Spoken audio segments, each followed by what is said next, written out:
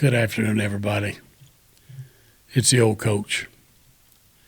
We're sitting here at our M.A.S.H headquarters, and I cannot tell you, and maybe you feel the same thing, but it has been such a sigh of relief this week. And I think it's been one for our whole country, the people who truly love this country. And it feels like a ton of weight has come off our backs.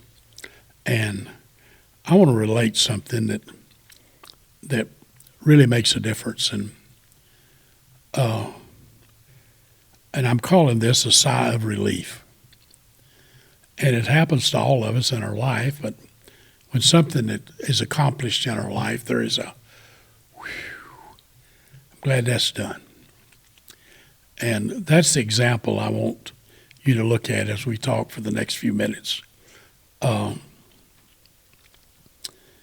in my life, I don't know how many sighs there's been, but several. But twice in my life, Donald Trump has been the instigator of about as big a sigh as I've ever had. Now, and I thought a different sigh was my number one for a long time. And my number one sigh was a young man goes to Vietnam, and there's pressure. I'm talking about somebody's going to try to kill you, and that's pressure. And the whole year I was there, my mind was, I'm going home to see my mom. That's where my mind was. And so as that year progressed, that weight of, I'm in a war zone, I got to get out of here, just kept getting heavier and heavier. But then the day came, March 31st, 1967. It's time for George to go home. And so I get on that airplane, head to Atlanta. And there was tension that whole flight.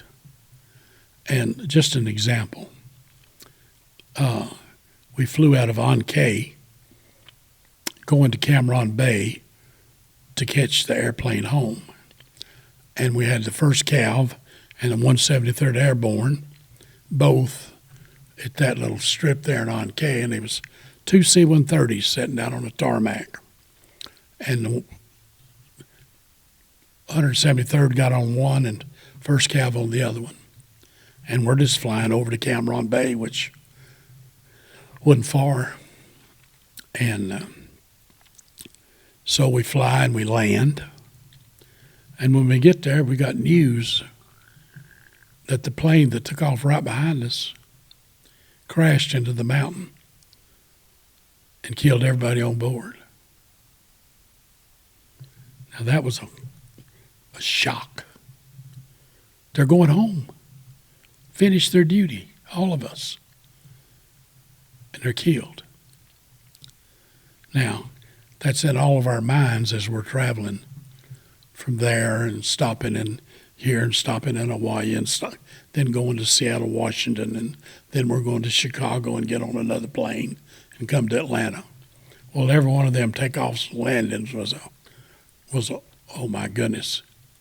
Here's another thing. So we finally land in Atlanta, and there was relief there, but not. The relief's not going to come till I see my mom. So, and I didn't let Mom know we was coming or when we was going to be there, or Dad. But I got in a taxi cab, and this taxi driver was about ready to kill me because we was going down I-75 south at about 35 miles an hour. And everything in that cab seemed like we was flying. So, but what was it? It was tension. I don't want to get this close and not get home. So we pull into the cul-de-sac, and I have the cab stop, and I had a buddy of mine with me that didn't have a home to go to, so I brought him home with me. But when we got out of that cab, I had a dog named Chomper, big old chow dog, and he heard us, and he walked out on the street and looked up, and he knew it was me, and here he come. I mean, bouncing up that, and there was 5 or 6 houses he had to go by to get to me, but here he come, and it was 2 o'clock in the morning, and that street was quiet except for me and Chomper.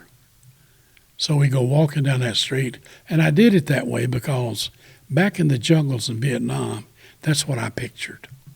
I want to stop at the top of the hill and walk down and walk up on the porch and ring a doorbell. And that's exactly what we did. But we walked down, and I'll never forget it. We walked up on the porch, and I rung the doorbell, and it sounded like a herd of elephants in the house. And as my mom and dad run into the door. Now, they didn't have any idea that my buddy was with me, but they come slinging that door open, and there's Mom in her nightgown and my dad with his underwear on backwards, standing there, and there was Mom. And I reached and got a hold of her, and I'll never forget it. That hug, but when that hug was happening, there came that sigh of relief. Whew.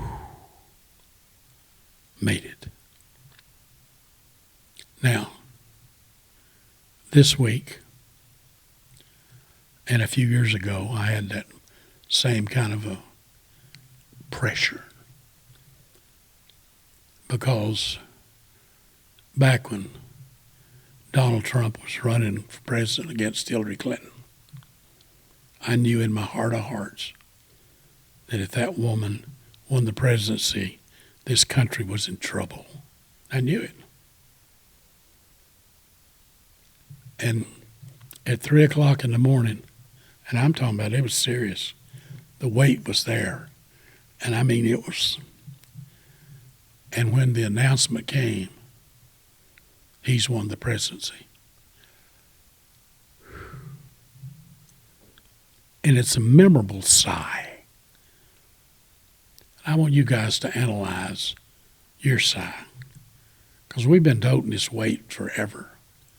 Now here we are, and the other side of this coin's right the opposite.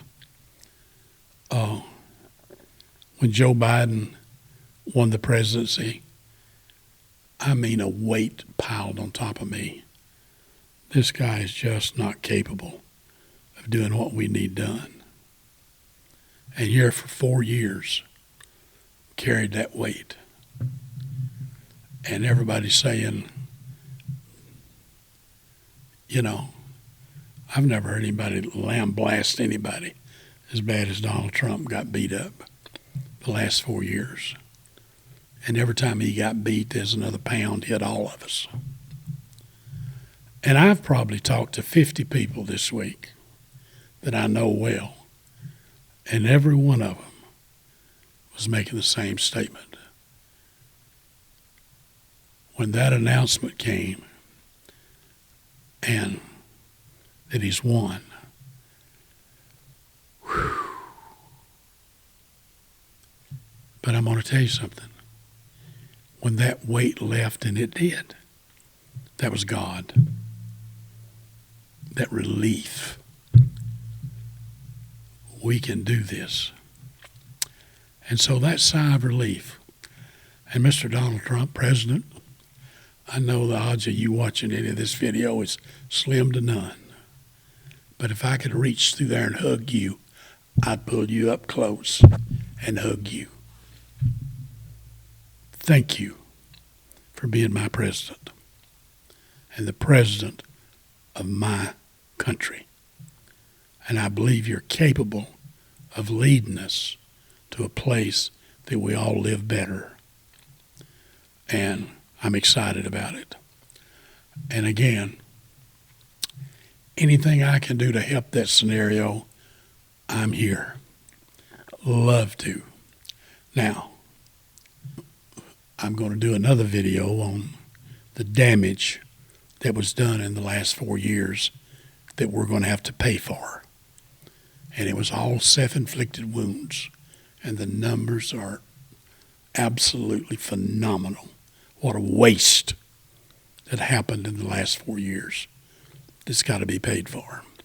So, but again, that's another subject. Today, we're excited that that weight's gone and we got a better day coming and a better way to get it done. And God bless Donald Trump, and God bless America, and God bless all of us.